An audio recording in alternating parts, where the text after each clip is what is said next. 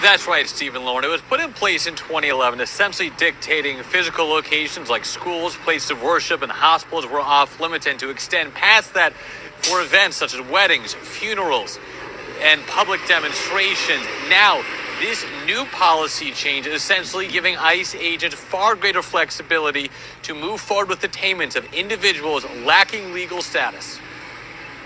In a statement from the Department of Homeland Security, a spokesperson wrote in part, "Criminals will no longer be able to hide in America's schools and churches to avoid arrest. The Trump administration will not tie the hands of our brave law enforcement and instead trust them to use common sense." I want a community where people who are my neighbors feel comfortable going to the hospital, taking their kids to school, reporting crime to the police without fear of somebody checking their documentation status or ICE being there to arrest and deport them. Isaac Villegas formerly served as a pastor of a congregation which previously provided shelter to an immigrant lacking permanent legal status during Trump's first term. We weren't sure what his administration would do.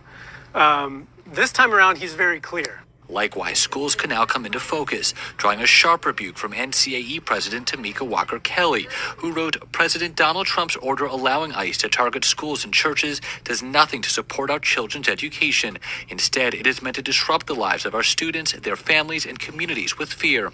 This is one of several immigration-related moves the Trump administration has taken in its first few days in office, a topic of conversation during the confirmation hearings of Agriculture Secretary nominee Brooke Rollins. President Trump ran and was overwhelmingly elected on the priority of border security and mass deportation. He is and his team are, I'm assuming, currently putting in place the plans to begin that process, of course, first with those who have committed criminal offenses once they have been here.